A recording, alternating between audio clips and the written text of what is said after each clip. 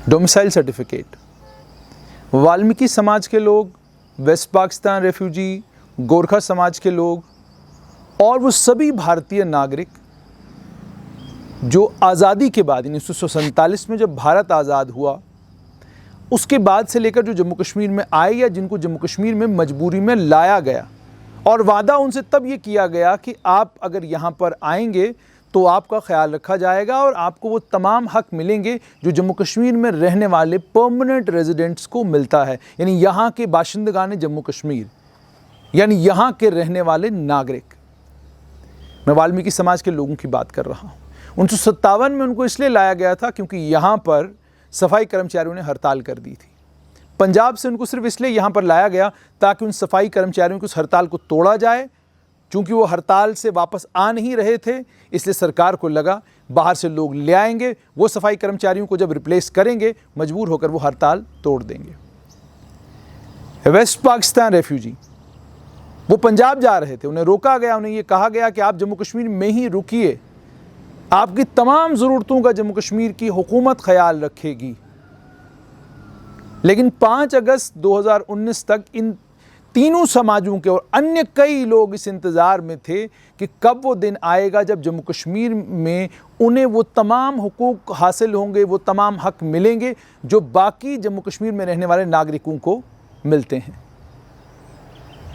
5 अगस्त 2019 को जब जम्मू कश्मीर को केंद्र शासित प्रदेश में बदल दिया गया, लद्दाख को केंद्र शासित प्रदेश में बदल दिया गया, उसके बाद भी लगभग 7-8 महीने का इंतज़ार करना पड़ा और 2020 में आकर वाल्मीकि समाज के लोगों को, वेस्ट पाकिस्तान रेफ्यूजियों को, गोरखा समाज के साथ ताल्लुक़ रखने वाले लोगों को और अन्य कई लोगों को डोमिसाइल सर्टिफिकेट सरकार ने इशू करने शुरू कर दिए।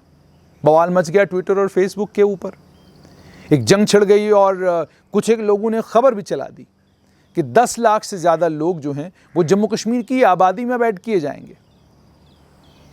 डेमोग्राफी चेंज को लेकर भी एक डफली बजना शुरू हो गई है। हालत तो यहाँ तक पहुँची है कि कुछ पढ़े लिखे समझदार लोग सिर्फ और सिर्फ इसलिए क्योंकि कश्मीर पूरी दुनिया में बिकता है और फौरन ख़रीदार मिल जाते हैं और आपको इंटरनेशनल और नेशनल कॉन्फ्रेंसेस के लिए बुलाया जाता है और सलाम किया जाता है आपकी बहादुरी को और आपकी हिम्मत को कश्मीर से, जो आपको इंटरनेशनल रिकग्निशन फ़ौरन दिलाता है, वीडियोस शेयर कर रहे हैं, अपना कंसर्न जता रहे हैं कि जो कोविड के चलते बहुत बड़ी मात्रा में, बहुत बड़ी संख्या में मज़दूर कश्मीर क्या करने जा रहे हैं।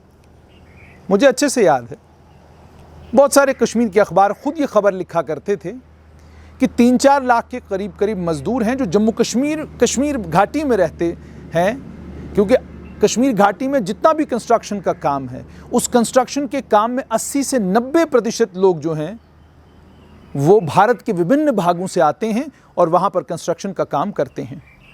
खबर आती थी 2-2.5 लाख के करीब लोग कश्मीर से निकल गए क्योंकि कोविड है और 5 अगस्त के बाद जो हालात बने उनके चलते उन्हें कश्मीर छोड़कर जाना पड़ा। उसके बाद जब वो वापस आने का सिलसिला उनका शुरू हुआ, जम्मू में ठंडीखुई में और कठुआ में 2-3 जगहों पर सरकार ने बाज़ाब्ता वो सेंटर बनाए हैं जहां पर टेस्टिंग फैसिलिटी मौजूद है। कोविड के उनके टेस्ट किए जाते हैं, उनका सैंपल लिया जाता है, उसके बाद जो है उन्हें जम्मू से आगे जाने दिया जाता है। और अगर उनकी सैंपलिंग यहाँ नहीं हो रही तो उसका साफ तौर पे ये मतलब है कि जिस डिस्ट्रिक्ट में उन्हें जाना है उस डिस्ट्रिक्ट में जब वो पहुँचेंगे तो वहाँ के मजिस्ट्रेट की ये जिम्मेदारी है कि वो सबसे पहले उन सभी को क्वारंटाइन करे और क्वारंटाइन करने के बाद उनके सैंपल ले, सैंपल लेने के बाद उनकी टेस्टिंग हो, टेस्टिंग के बाद ही जाकर उनको ये इजाज़त दी जाएगी कि वो काम काज में हिस्सा ले सकते हैं। कश्मीर में 4 लेनिंग का काम हो रहा है, बानिहाल और काजीगुंड के बीच में टनल का काम चल रहा है, नेशनल हाईवे का काम चल रहा है और बहुत सारे और बड़े प्रोजेक्ट जो हैं जम्मू कश्मीर घाटी में उन पर काम शुरू होना है। उसके लिए आपको लेबर चाहिए। कश्मीर घाटी में और जम्मू में भी दोनों संभागों में अहम जो यहाँ के लोकल लोग हैं, निवासी जो हैं, वो अब मजदूरी नहीं करना चाहते। आपको मजदूर मिलेगा ही नहीं।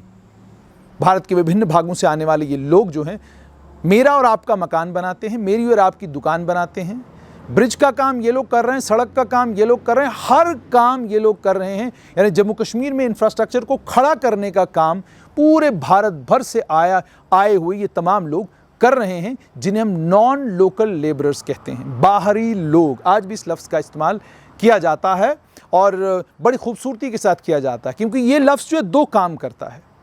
ये लफ्ज़ उन अलगाववादियों के लिए बड़ा खूबसूरत लफ्ज़ है और इस लफ्ज़ का इस्तेमाल वो इसलिए करते हैं क्योंकि उनका माल, उनका सामान जो है, अलगाववाद वाला सामान पूरे विश्व भर में ये सब बोलकर बिकता है।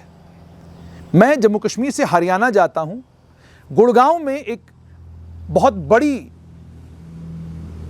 म्यूज़िक इंडस्ट्री है, वहाँ पर बहुत बड़ी टेलीविज़न इंडस्ट्री है। मैं टेलीविज़न इंडस्ट्री में काम करता हूँ, म्यूज़िक इंडस्ट्री में काम करता हूँ, एक आधा बहुत खूबसूरत सा फ्लैट ख़रीद लेता हूँ, मज़े की ज़िंदगी वहाँ जी रहा हूँ, इंटरनेशनल ऑर्गेनाइजेशंस के साथ काम कर रहा हूँ, सरकारी एकोमोडेशन का भी मज़ा ले रहा हूँ। ये तमाम काम मैं कर रहा हूँ। हरियाणा में जाकर भी कर सकता हूँ, महाराष्ट्र में भी करूँगा और उस वक़्त में संवैधानिक अधिकारों की बात करता हूँ। मुझे हरियाणा का आदमी बाहरी नहीं कहता। मुझे गुड़गांव में मेरे कंपनी में काम करने वाला मेरा साथी जो हरियाणा का ही रहने वाला है, वो मुझसे ये नहीं कहता कि तुम तो बाहर के आदमी, तुम हरियाणा के तो हो ही नहीं, गुड़गांव में कर क्या रहे हो। ये सवाल वो मुझसे पूछता ही नहीं। लेकिन मेरे यहाँ जब कोई आता है तो अंदर का बाहर का ये सिलसिला अभी भी जारी है। और फिर उसके बाद हम ये कहते हैं कि हम रेशियल सुप्रीमेसी को मानते ही नहीं। हम जात पात की बुनियाद पर कोई ऊंचा है कोई नीचा है, इस बात को हम बिल्कुल नहीं मानते। हम सबको एक मानते हैं। हम सभी का स्वागत करते हैं और हम दुनिया के सबसे बेहतरीन मेहमान नवाज हैं। ये बातें तमाम हम करते हैं। लेकिन इन प्रैक्टिस जब मैं देखता हूँ तो मुझे ये महसूस होता है कि डोमिसाइल सर्टिफिकेट को लेकर मेरी रातों की नींद उड़ी हुई है। मैं डोमिसाइल सर्टिफिकेट को लेकर ये कहता हूँ कि ये डोमिसाइल सर्टिफिकेट जम्मू कश्मीर के लिए ख़तरा बनकर आई है। मैं डोमिसाइल सर्टिफिकेट को लेकर ये कह रहा हूं कि ये एक मैकेनिज़्म जो है अडॉप्ट किया है केंद्र सरकार ने, जिस मैकेनिज़्म से वो बाहर के लोगों को, यानी अपने ही भारतीय नागरिकों को, मैं बाहर का कहता हूं, उन्हें यहां बसाने का काम शुरू करेंगे। मुझे हंसी आती है कभी कभी इस चीज़ पर। क्या है जम्मू कश्मीर में ऐसा? क्या हमारे पास कोई इंटरनेशनल स्टेडियम है? क्या हमारे पास यहाँ पर वो यूनिवर्सिटीज़ हैं जो यूनिवर्सिटियाँ इंटरनेशनल रेपुटेशन की हैं? क्या हमारे पास इंटरनेशनल रेपुटेशन के कॉलेजेस हैं? क्या वर्ल्ड का बेस्ट इंजीनियरिंग इंस्टीट्यूट आपके यहाँ है? क्या आपकी सड़कें गुड़गांव, दिल्ली, बॉम्बे, कैलकाटा, मद्रास, चेन्नई, उससे ज़्यादा खूबसूरत सड़कें यहाँ पे मौजूद हैं, हमारे पास हैं क्या? क्या बेंगलोर से बढ़िया आईटी हब हमारे पास है?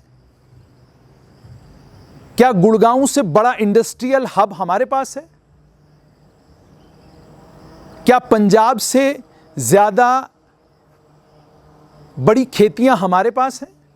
हम पैदा क्या करते हैं ऐसा? क्या कमाल है हमारा, जिस कमाल के लिए लोग कहें कि जी हम जम्मू कश्मीर का बाशिंदा बनना चाहते हैं? एक जहनों में हमारे एक गुमान है कि वादी कश्मीर बहुत खूबसूरत है और इस वादी के मुकाबले की खूबसूरती जो है वो पूरी दुनिया में कहीं नहीं है। ये गुमान भी हमारा, अगर इसका भी हम एनालिसिस करें, हमें मालूम पड़ता है कि 10 से 15 लाख भारतीय लोग जो हैं वो पर्यटक बनकर जम्मू कश्मीर में आते हैं, टूरिस्ट बन के जम्मू कश्मीर में आते हैं। 1,20,00,000 लोग जम्मू कश्मीर में सिर्फ और सिर्फ अलग अलग मंदिरों में माथा टेकने के लिए और अपनी मन्नतें मांगने के लिए आते हैं, धार्मिक स्थलों के लिए आते हैं, धार्मिक यात्राओं पर आते हैं, वरना वो जम्मू कश्मीर नहीं आना चाहते। आपकी ट्रेन जो है अभी तक कश्मीर पहुंची नहीं, 21वीं सदी है, 2020 है। कश्मीर के जम्मू कश्मीर नेशनल हाईवे के ऊपर जब आप चलते हैं तो आप किसी भी वक्त किसी भी जगह जो है मौत का शिकार हो सकते हैं। आपके पास अच्छी सड़क नहीं, कोई भी चीज़ ऐसी नहीं। क्या हेल्थ का इंफ्रास्ट्रक्चर हमारा ऐसा, जिस हेल्थ के इंफ्रास्ट्रक्चर को लेकर हम ये कहें कि जी नॉर्थ इंडिया का सारा पेशेंट जो है वो जम्मू कश्मीर आ रहा है इलाज के लिए? क्या एजुकेशन का ऐसा इंफ्रास्ट्रक्चर हमारे पास है जिसको लेकर हम ये कहें कि जी नॉर्थ इंडिया का सारे लोग जो हैं वो तालीम हासिल करने के लिए जम्मू कश्मीर आ रहे हैं? नहीं। कोटा जा रहे हैं, आप भी जा रहे हैं, बहुत बड़ी तादाद में जम्मू कश्मीर के बच्चे कोटा में पढ़ते हैं। और अगर तादाद भी निकाली जाए तो उसमें लगभग 60 से 65% बच्चे कश्मीर घाटी से पढ़ते हैं कोटा में। 60 से 65%, लगभग 70% बच्चे कश्मीर घाटी से जो हायर स्टडीज़ के लिए जाते हैं, इंटरनेशनल डेस्टिनेशंस पर अगर जा रहे हैं तो जो पासपोर्ट उनके हाथ में है वो भी भारत का पासपोर्ट है, जिस पासपोर्ट के ऊपर वो दुनिया के कोने कोने में जा रहे हैं। तो डोमिसाइल सर्टिफिकेट को लेकर बवाल खड़ा करना, डोमिसाइल सर्टिफिकेट को लेकर ये कहना कि ये डेमोग्राफी चेंज के लिए डोमिसाइल सर्टिफिकेट का इस्तेमाल किया जा रहा है, ये वो जो एक नैरेटिव है कश्मीर में, आज़ादी का नैरेटिव, अलगाववाद का नैरेटिव, वो पाकिस्तान का नैरेटिव जो आज भी घाटी में भी बहुत सारे लोग जिस नैरेटिव को चला रहे हैं, ये आज़ादी के नैरेटिव में फिट बैठता है, अलगाववाद के नैरेटिव में फिट बैठता है, पाकिस्तान के नैरेटिव में फिट बैठता है कि आप ये कहें कि यहाँ पर इजराइल के जैसी सेटलमेंट्स बनेंगी, ये होगा वो होगा, बहुत सारी बातें आप कह रहे हैं। ज़रा इस सवाल का जवाब दीजिए, अगर कश्मीरी पंडित जो इंडिजिनस वहीं का रहने वाला है अपने घर वापस आना चाहता है तो क्या गलत है इसमें? और अगर जब वो अपने घर वापस आना चाहता है, वो उस जगह जहाँ जो उसकी आबाई जगह थी, जहाँ उसके दादा परदादा और जहाँ उसके पूर्वजों ने जिस जगह को अपने खून से सींचा था, अगर वो उस जगह पर सिर्फ और सिर्फ इसलिए नहीं रह सकता क्योंकि आतंकवाद और अलगाववाद कब उसको चपेट में ले ले और वो अलग एक महफूज जगह रहना चाहता है, तो उसमें परेशानी क्या है, उसमें दिक्कत क्या है?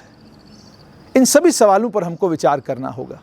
हमको सोचना होगा कि जब हम भारत के विभिन्न भागों में जाकर अपने आप को शान से भारतीय नागरिक कहते हैं और हर लोकतांत्रिक जो हक बाकी भारतीय नागरिकों को है उसी लोकतांत्रिक हक को अपने लिए मांगते हैं, तो हमको इस चीज़ को भी सुनिश्चित करना होगा कि जो भी भारतीय नागरिक जम्मू कश्मीर में आए उसे भी वो तमाम हक मिलें जो हक बाकी देश में मुझे और आपको मिलता है। मैं बॉम्बे में फ़्लैट ख़रीद लूँ, मेरा मद्रास में भी फ़्लैट होना चाहिए, मेरा बेंगलोर में भी अपना फ़्लैट होना चाहिए, ताकि मेरे बच्चे जो हैं वो बिल्कुल आतंकवाद से दूर अपनी पढ़ाई कर सकें, मेहनत कर सकें, ठंडे वातावरण में रहें, अच्छे माहौल में रहें, उन्हें किराए पे रहने की ज़रूरत न पड़े। ये सब कुछ मुझे चलेगा। लेकिन अगर यूपी से कोई बाप ये सोचे कि मैं आकर कश्मीर में रह लूँ तो नहीं चलेगा, बिहार से कोई एक आदमी आके सोचे कि मुझे कश्मीर में रहना है तो मुझे नहीं चलेगा, अगर पंजाब से कोई आदमी कह दे कि मैं कश्मीर में जाकर रहना चाहता हूँ तो मुझे नहीं चलेगा। ऐसा नहीं, ताली दो हाथ से बजती है। अपनी सोच को और अपने विचारों को बदलने की ज़रूरत है। अब एक भारत है और हम एक भारत का हिस्सा हैं। इस एक भारत को आत्मनिर्भर भारत बनाने के लिए जो तमाम कोशिशें होनी है उसमें आपको और मुझे मिलकर हाथों में हाथ डालकर बाकी नागरिकों के साथ आगे बढ़ने का काम करना है। डर और खौफ जो आपके दिलों और दिमागों में है, ये डर और खौफ बेमानी है। भारत बहुत आगे निकल चुका है। भारत का आम नागरिक अपने बच्चे को टॉप क्लास कॉलेज में पढ़ाना चाहता है, टॉप क्लास यूनिवर्सिटी में पढ़ाना चाहता है, उसे एयरपोर्ट बिल्कुल नज़दीक चाहिए, उसे रेलवे स्टेशन नज़दीक चाहिए, उसे साफ़ सुथरा पानी चाहिए, उसे बिजली 24/7 चाहिए, उसे 4G इंटरनेट चाहिए और वो 5G की तरफ जा रहा है। उसे हर सुविधा चाहिए। वो कर्फ्यू बर्दाश्त नहीं कर सकता, वो कोविड के इस लॉकडाउन से परेशान हो चुका है, वो 10 दिन घर के अंदर नहीं रह सकता, वो जलते हुए मकान बर्दाश्त नहीं कर सकता, वो पाकिस्तान की बंदूक बर्दाश्त नहीं कर सकता, वो तिरंगे को आज़ादी के साथ अपने हाथ में लेकर जन गण मन पढ़ना चाहता है। वो ये सब कुछ करना चाहता है आज़ादी के साथ। जहां उसको ये आज़ादी मिलेगी, भारत का नागरिक हर उस जगह रहने जाएगा। बंदूक उठाकर पूरी वादी को तबाह बर्बाद करने के बाद जो हालात वादी के अंदर बनाए गए हैं, उन हालात पर मुझे और आपको सोचना है कि हमें रास्ता कौन सा चुनना है।